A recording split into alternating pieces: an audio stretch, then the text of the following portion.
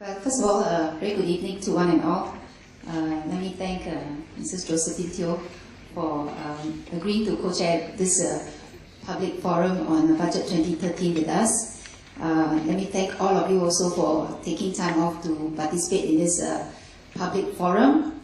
I see many familiar faces, that's good. It means that you think that, these sessions have been useful for all of you. So indeed, let me thank all of you for this. I'm sure that, what MOF has just given would serve as a good overview of the key themes and the various initiatives that was announced in Budget 2013, probably by way of recapping some of these initiatives, since there are so many. And I'm sure that, even for myself, I sometimes have to remind myself what are exactly all the initiatives that is in Budget 2013. So this will serve as a good recap. Just to share with you that to me, this particular budget really is a bold budget, but a balanced budget. And it is, well calibrated and crafted in terms of looking at addressing the current and the short-term concerns of Singaporeans as well as businesses, and at the same time continue with the efforts that we have made in previous budgets, to restructure the economy, to ensure that, over the long term, we will have better opportunities for Singaporeans, better quality of life.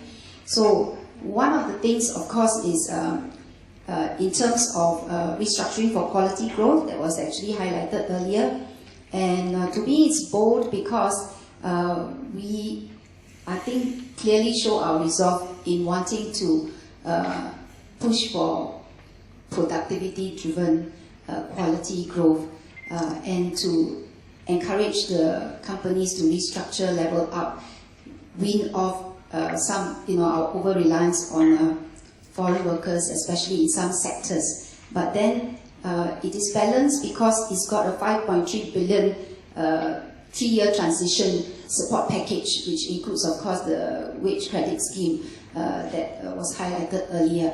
In addition to that, I think you can see that we are addressing short-term concerns and current concerns in terms of direct assistance to Singaporeans to cope with the cost of living, which in our REACH discussion forum and all that has consistently been one of the key, hot issues or hot topic that has been, discussed.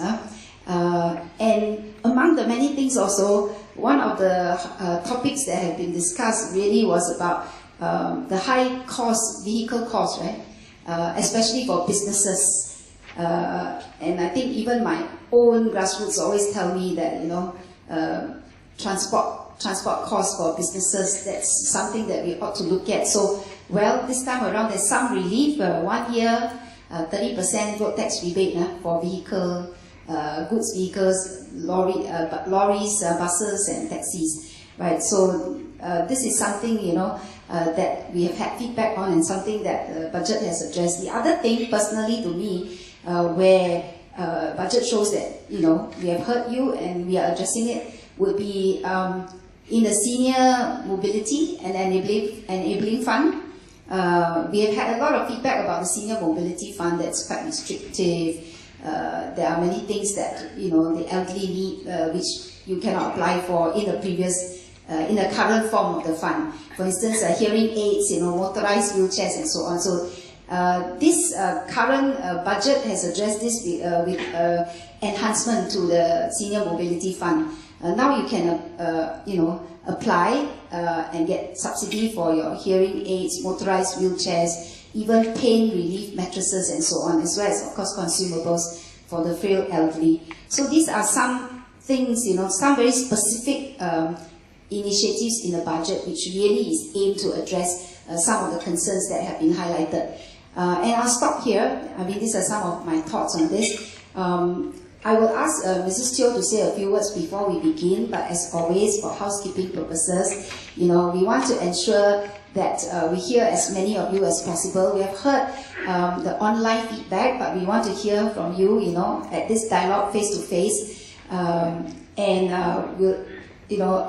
I would appeal to you to keep your remarks short and succinct so that we can have many views as possible.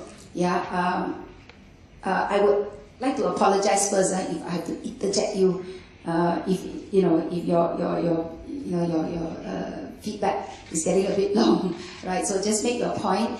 And what we'll do is we'll take three or four questions before we have a response, right? And in order to make sure that we cover all ground, because like I said, the budget is pretty comprehensive, so many topics, let's do this according to the two themes, right? Firstly, restructuring for quality growth, and then there are 4 pillars there. So, if you have any view or feedback on that, let's do that first before we get on to the second theme, which is about building an inclusive society, so we can cover everything. Otherwise, we might be stuck in one particular issue or topic and we never get to the other one till very late in the night, right? So I think that will be how we are going to do this. And before we start, like I say, I'll invite Mrs. Teo to say a few words, and then we'll open it to the floor, and I'll be the moderator, I'll be the bad person now, if it's too long, right? But thank you very much. Thank you, Amy. As Amy has noted, I am also very happy to see some familiar faces. There are also new faces in our midst. From among the familiar faces, actually we have one very, very young participant who I'm meeting for the 4th time already for budget-related matters. He's a young man, he's only K1. He started very early. I think it bodes well for our country when our kids start so young. But he's not the only student here. Actually, I saw some in uniform and some others from ITE, Polytechnic, and so on.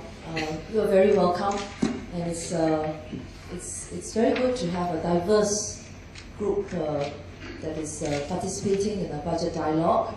I want to underscore what Amy has said about policy making being very much intertwined with the process of feedback.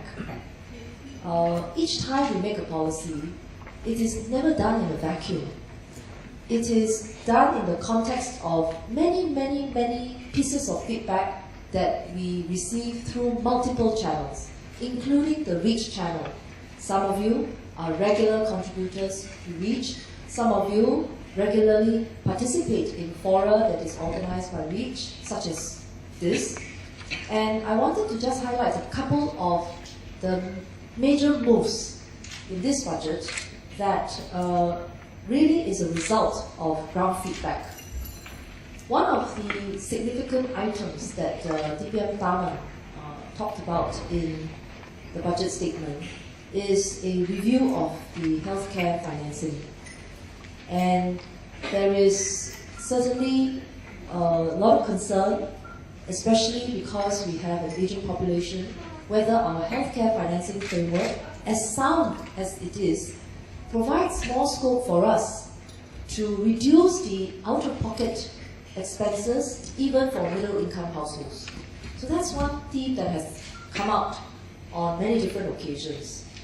So we are keen to look at that, and Ministry of Health, of which Dr. Amy Khor is also a part of, is studying this very seriously, not only out-of-pocket expenses, but looking at how we can broaden insurance coverage and make better use of our Medisave savings to help families when they have medical needs. So that's one area that is very much a result of feedback that we've gotten in the past. Now, another area that we've gotten feedback on the past is cost of living.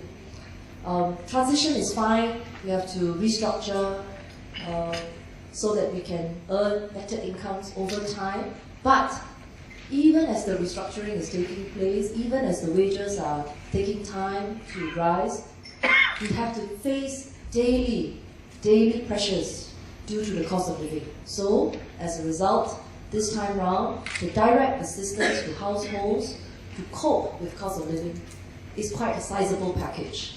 And as Amy mentioned earlier, what we are doing on the vehicles front and so on. So these are just some examples that underscore the importance of feedback. And how many of you, through your active participation, have contributed to the policy making process. Now, as policymakers, it is important for us to know what kinds of policies are well implemented and really do help individuals as well as businesses.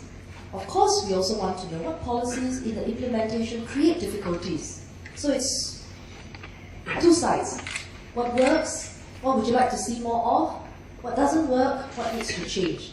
So in the spirit of getting that sort of balanced feedback, one small request in addition to what Amy has asked for, which is to keep your comments concise so that we can hear more views, is also if you can, tell us something about the budget that you find useful, helpful to Singaporeans, because after all, the budget is for Singaporeans. And then tell us something that you think we can further improve on, or some other area that you think is useful to look into. So try and find a balance also, even in the feedback that you give to us. Something that you like, something that is good, something you think will go down well, something that needs further work, further thinking. So with that as the remarks, I'll open the floor to you. Thank you very much.